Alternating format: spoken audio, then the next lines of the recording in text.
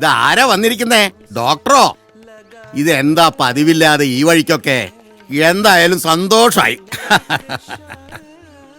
വസുമതിയെ, ഇതാരാ വന്നിരിക്കുന്നത് നോക്കിയേ. നമ്മുടെ homeo doctor Bhargavan Pillai sir. നീ കുടിക്കാൻ എന്താന്ന് വെച്ചാ എടുത്തോളൂ. ഈശ്വര, ഇങ്ങനെ ബഹുമാനിച്ച ഞാൻ എങ്ങനെ കടം ചോദിക്കും? ഡോക്ടർ ഇരിക്ക. എത്ര നാളുകൊണ്ടുള്ള മുട്ടുവേദനയാ. അന്ന് ഡോക്ടർ കൊടുത്തയച്ച ഒരു പടുതി മരുന്നുകൊണ്ട് മാറിയതാ. ഇപ്പതേ വീണ്ടും. അതെ, ഞാൻ വന്നതൊരു അത്യാവശ്യ കാര്യത്തിനാ. എനിക്കൊരു 25,000 രൂപ വേണമായിരുന്നു. ഡോക്ടർക്ക് 25,000 രൂപക്ക് ബുദ്ധിമുട്ടോ? കുറച്ച് അത്യാവശ്യം ഉള്ളതുകൊണ്ട് ചോദിച്ചതാ. പലിശ എത്രേ വേണ്ടേന്ന് വെച്ചാ തരാ. എന്റെ ഡോക്ടറെ, എന്റെ കയ്യിലൊരു നയാ പൈസ ഇല്ല. ഇപ്പതേ 2 ആള് പണ്ടവും കൊണ്ട് വന്നിട്ട് പണമില്ലാണ്ട് തിരിച്ചയച്ചു. പെട്ടെന്ന് ഡോക്ടർ വന്ന് ചോദിക്കുമ്പോ ഞാനിപ്പോ എന്താ പറയാ? അല്ല, പപ്പുപിള്ള വിഷമിക്കണ്ട. ഒരു അത്യാവശ്യം ഉള്ളതുകൊണ്ട് ചോദിച്ചേ ഉള്ളൂ. അപ്പൊ ഞാൻ ഇറങ്ങട്ടെ. ഡോക്ടർ, ഓ വേണ്ട.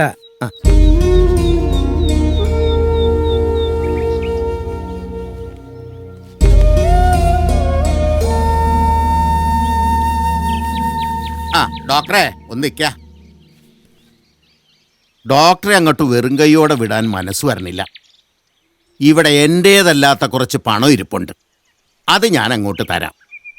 പക്ഷേ ഉടമക്കാരൻ വന്ന് ചോദിക്കുമ്പോ ഒരീടില്ലാതെ എന്താ ഇപ്പൊ ചെയ്യാ?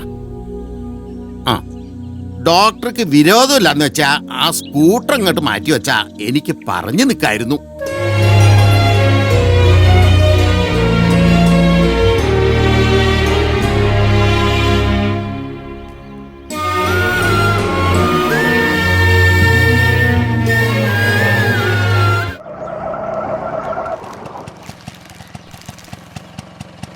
എത്രയായി? 50 രൂപ. ഇതാ.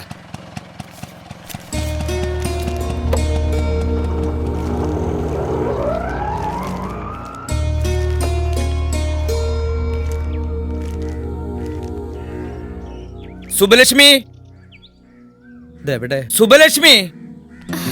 ഹായ് അച്ഛാ, എന്തൊക്കെയാ വാങ്ങി വന്നിരിക്കുന്നേ? അമ്മേന്റെ അച്ഛൻ വന്നു. ശ്യാംകുട്ട ഓടി വാടാ. അച്ഛൻ നോക്കിക്കോ, ജെയിംസ് അങ്ങളുടെ വീട്ടിലെ കല്യാണത്തിന് നമ്മളൊരു കലക്ക് കലക്കും. ഹായ്, എന്ത് രസം അമ്മയുടെ സാരി കാണാൻ. എവിടെയായിരുന്നു ഇതുവരെ? ഞാൻ ഇതൊക്കെ ഒന്ന് വാങ്ങാൻ ടൗൺ വരെ പോയതാ. അച്ഛാ, തിന്നാനൊന്നും വാങ്ങിയില്ലേ? ഇതാ എന്റെ സാരി.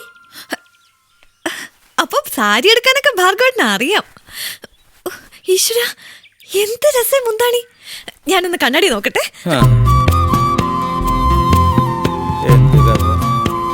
ഇത് നമുക്കുള്ളതാ.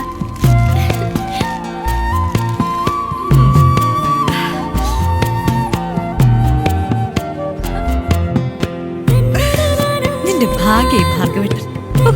ആ മനുഷ്യനെ കിട്ടിയില്ലായിരുന്നെങ്കിൽ പിന്നെ നിന്നെ എന്തിനു കൊള്ളായിരുന്നു. അമ്മേ, കലക്കി. എന്താ ഒരു സ്റ്റൈല്. അത് മതി, 2 ആളും പോയി അഴിച്ചു വെക്ക്. കല്യാണത്തിന് കൊടുക്കാം.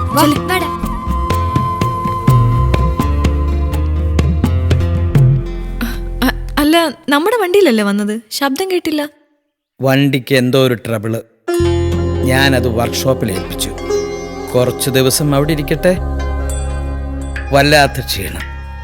ഞാനൊന്ന് കിടക്കുക.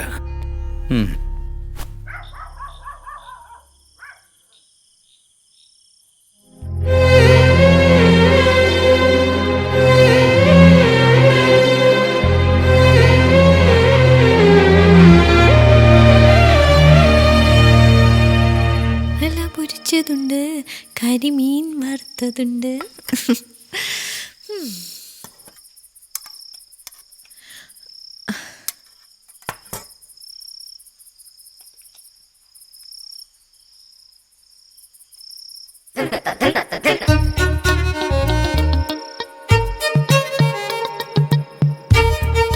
ഇത്രയും വിലപിടിപ്പുള്ള വസ്ത്രങ്ങളും ഗിഫ്റ്റുകളൊന്നും വേണ്ടിയിരുന്നില്ല ഭാർഗവേട്ട. മറ്റൊന്നും കൊണ്ടല്ല, ഇങ്ങനെയൊക്കെ അണിഞ്ഞൊരുങ്ങി ചെല്ലുമ്പോ മറ്റുള്ളവർ നമ്മുടെ കയ്യിലും കഴുത്തിലും ഒക്കെ നോക്കും. അതാ നാണക്കേട്. വെള്ളം വെള്ളം വെള്ളം.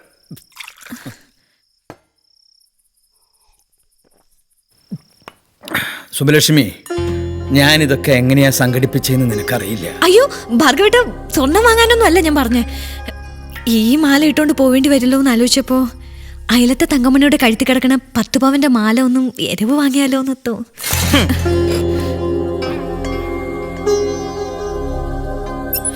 അല്ലേലും ഞാനൊരു കുഴപ്പക്കാരിയാ, അത്യാഗ്രഹിയായൊരു പാഴ്ജന്മം. അണിഞ്ഞൊരുങ്ങി 4 പേരുടെ മുമ്പിൽ പോവാൻ ഒരു തരി പൊന്നില്ലാത്ത വിഷമം ഇവിടെ ആർക്കും മനസ്സിലാവില്ലല്ലോ. സുബലക്ഷ്മി, വേണ്ട ഭാർഗവേട്ട, ഞാനൊന്നും ഭാർഗവേട്ടനെ വിഷമിപ്പിച്ചിട്ടേ ഉള്ളൂ. വേണ്ട, എനിക്കൊന്നും വേണ്ട. അതിന് ഞാനിപ്പോ ഒന്നും പറഞ്ഞില്ലല്ലോ. നീ തങ്കമണിയുടെ കയ്യിൽ നിന്നും ആ 10 പവന്റെ മാല അരവ് വാങ്ങിച്ചോ? ഞാനെങ്ങനെ ചോദിക്കാനാ? ഭാർഗവേട്ടൻ ചെന്ന് അവള് തരും. ഞാനോ? ഞാൻ പറയുന്ന പോലെ അവിടെ ചെന്ന് പറഞ്ഞ അവൾ അപ്പ ഊരി തരും ആ മാല. അത് വേണോ സുബലക്ഷ്മി? അത് വേണം, എനിക്ക് വേണ്ടിയിട്ടല്ല.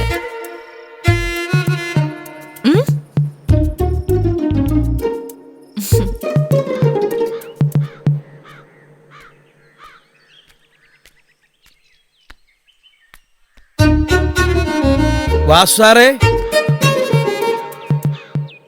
തങ്കമണി, വാസുസാറേ, വാസുസാറേ. ആരാ അത്? ഞാനാ, ഭാർഗവൻ പിള്ള. തങ്കമണി ഒന്നും ഇങ്ങോട്ട് വന്നേ. ഡോക്ടറായിരുന്നോ? ഞാനൊരു അത്യാവശ്യ കാര്യത്തിനാ വന്നേ. സുബ്ബലക്ഷ്മിയുടെ ഗോൾഡ് മുഴുവൻ ബാങ്ക് ലോക്കറിലാ. കല്യാണം ഉള്ളത് കൊണ്ട് ഞാൻ അത് ഇന്ന് എടുത്തു കൊടുക്കാന്ന് ഏറ്റിരുന്നതാ. പക്ഷേ ബാങ്ക് ടൈം കഴിഞ്ഞു, ഞാനത് മറന്നും പോയി. അയ്യോ കഷ്ടായി. ഇനിയിപ്പോ എന്താ ചെയ്യാ? ഈ വിവരം അവൾ അറിഞ്ഞാ എന്നെ കൊല്ലും. തങ്കമണി എനിക്കൊരു ഉപകാരം ചെയ്യണം. ഞാൻ എന്താ ചെയ്യേണ്ടത്? ഡോക്ടർ പറഞ്ഞോളൂ. വിരോധമില്ലെങ്കിൽ തങ്കമണിയുടെ കഴുത്തിൽ കിടക്കുന്ന ആ ഷോമാലൊന്ന് തന്നാ. അയ്യോ ഡോക്ടർ എന്താ ഇങ്ങനെയൊക്കെ ചോദിക്കുന്നത്? ഒരു വാക്ക് പറഞ്ഞാ പോരായിരുന്നോ? ദേ ഇപ്പൊ ഒരു തരാം. അല്ല, ഇപ്പൊ വേണമെന്നില്ല. തങ്കമണി വാസാറിനോട് ചോദിച്ച് സമ്മതം വാങ്ങിയിട്ട് തന്നാ മതി. നല്ല ചേലായി. ഡോക്ടർ ചോദിച്ചിട്ട് മാല തരാതെ സമ്മതം ചോദിക്കാൻ ചെന്നാ ആദ്യം തല്ലു കൊള്ളുന്നത് എനിക്കായിരിക്കും. രണ്ടാളെ ഒരു ദിവസം വിളിച്ച് ഡിന്നർ കൊടുക്കണമെന്നും പറഞ്ഞിട്ട് ഇവിടെ ഭയങ്കര ബഹള. ദാ കൊണ്ടുപോയിക്കോളൂ.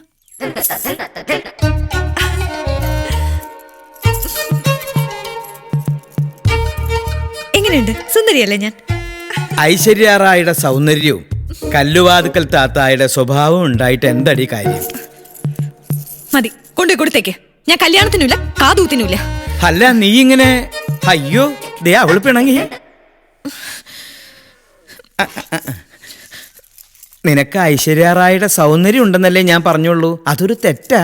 അതിൻ്റെ കൂടെ വേറൊന്നും കൂടി പറഞ്ഞല്ലോ, അത് മറന്നോ? എന്തു പറഞ്ഞു എന്ന്? ഞാനൊന്നും പറഞ്ഞില്ല. നീ ഇതേ ഇതങ്ങോട്ട് പിടിച്ചേ. എരവ് വാങ്ങിയതാണെങ്കിലും മഹാലക്ഷ്മിയാ, മഹാലക്ഷ്മി. പിന്നെ ഈ ആടയാഭരണങ്ങളൊക്കെ അണിഞ്ഞ് ഇബ്രാഹിംകുട്ടിയുടെ വീട്ടിൽ കല്യാണത്തിന് ചെന്ന് അവിടെയുള്ളവരെ ഒന്നും വെറുതെ പേടിപ്പിക്കണ്ട.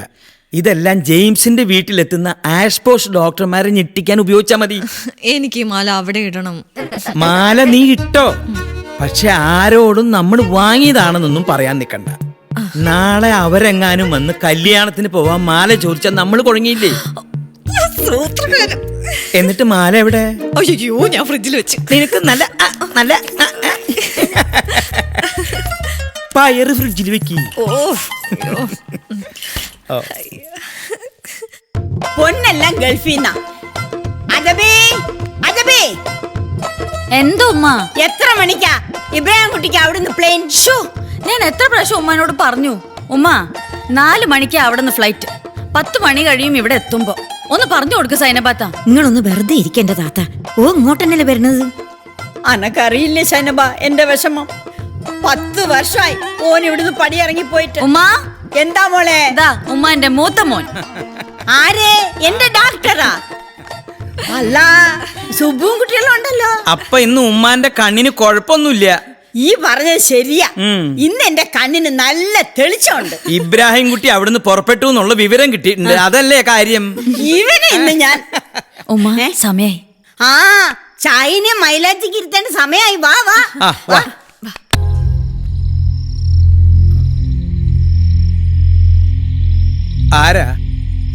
ആരാ നിങ്ങള്? ഞാൻ പൂക്കോയ, ഇബ്രാഹിം കുട്ടിയുടെ കൂട്ടുകാരനാ. ഇങ്ങോട്ട് കല്യാണത്തിന് വരാൻ ഒരുക്കി നിൽക്കുമ്പോഴാ സൗദിയിൽ നിന്നൊരു ഫോൺ വന്നത്. താമസ സ്ഥലം സ്ഥലത്ത് നിന്ന് റിയാദ് എയർപോർട്ടിലേക്കുള്ള യാത്രയിൽ ഇബ്രാഹിംകുട്ടി സഞ്ചരിച്ചിരുന്ന കാർ ആക്സിഡന്റ് ആയി. ആള് മിണ്ടി പോവരുത്. താൻ എന്താ വിചാരിച്ചേ?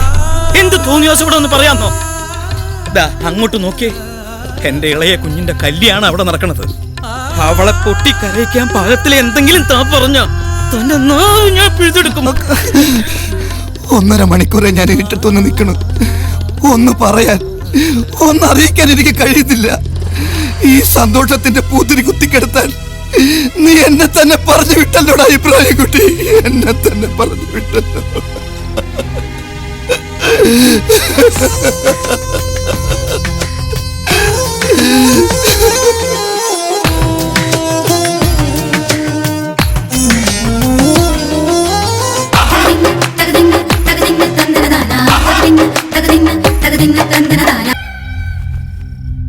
ഇന്നാ ലില്ലാഹി വ ഇന്നാ ഇലൈഹി റാജിഊൻ. പടച്ച തമ്പുരാൻ മരണപ്പെട്ടവന്റെ ആഖിറവും ഖബറും വിശാലമാക്കി കൊടുക്കട്ടെ. ആമീൻ. ഇതിപ്പോ വല്ലാത്തൊരു അഗ്നിപരീക്ഷയായി പോയല്ലേ എന്റെ റബ്ബേ. പടച്ചോന്റെ വിധിയാ. എന്നാലും അദബിയായോടും കുട്ടികളോടും ഇതെങ്ങനെ പറയാ? വേണ്ട, നിക്കാഹ് കഴിയണവരെ ഈ വിവരം മറ്റാരും അറിയണ്ട. പെൺകുട്ടീനെ കൈപിടിച്ചേൽപ്പിക്കാൻ ഉപ്പയില്ലാത്ത സ്ഥിതിക്ക് മാമാമാരായാലും ചടങ്ങ് നടക്കും. അതെ, ഇബ്രാഹിംകുട്ടിയുടെ ബോഡി നാട്ടിലേക്ക് കൊണ്ടുവരാനുള്ള ഏർപ്പാട് ആരെങ്കിലും ചെയ്യുന്നുണ്ടോ? അതൊന്ന് ആലോചിക്കണം. 10 വർഷം ഗൾഫിൽ നിന്നു എന്ന് പറഞ്ഞിട്ട് കാര്യമൊന്നുമില്ല. ഏതോ ഒരു കൺസ്ട്രക്ഷൻ കമ്പനിയിലായിരുന്നു. ഇവിടെയാണെങ്കിൽ ഈ കല്യാണം കഴിയുമ്പോൾ ബാധ്യത ഉറപ്പാ. അങ്ങനെ പറയരുത്. 10 വർഷമായിട്ട് അവനൊന്ന് കാണാൻ കാത്തിരിക്കുക ആ ഉമ്മ. അവന്റെ മയ്യത്ത് മുഖമെങ്കിലും അവരൊന്ന് കണ്ടോട്ടെ. ഡോക്ടർ ഇതിൽ ഇടപെടണ്ട. മയ്യത്ത് നാട്ടിൽ കൊണ്ടുവരണമെങ്കിൽ 2-3 ലക്ഷം രൂപ ചെലവാകും. ആ പണവും കമ്പനി കൊടുക്കുന്നത് എന്തെങ്കിലും കൂടെ കൂട്ടിയാ ഈ കുടുംബത്തിന് എന്തെങ്കിലും കിട്ടും. മാത്രമല്ല, ഓൻ ആ പുണ്യഭൂമിയിൽ അടങ്ങുകയും ചെയ്യും.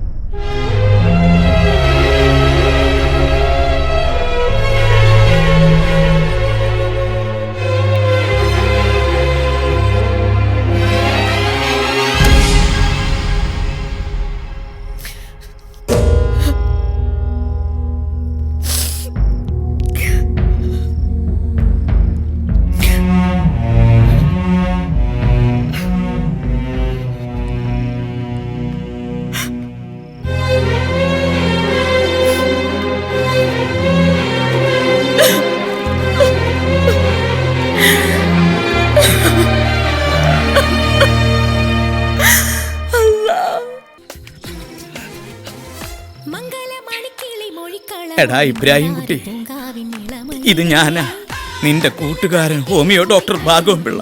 നിനക്ക് നല്ലൊരു വീട് വെച്ച് തരാം. നിന്റെ മക്കളെയൊക്കെ പൊന്നും പണവും കൊടുത്ത് കെട്ടിച്ചയക്കാം. പോരാത്തതിന് നല്ലൊരു ബാങ്ക് ബാലൻസും തരാം. നീ ഒന്ന് കെട്ടിത്തൂങ്ങി ചാകാമോ എന്ന് ആരെങ്കിലും ചോദിച്ചാ നീ ചെയ്യുമായിരുന്നോ? സത്യത്തിൽ അത് തന്നെയല്ലടാ നിനക്ക് സംഭവിച്ചത്.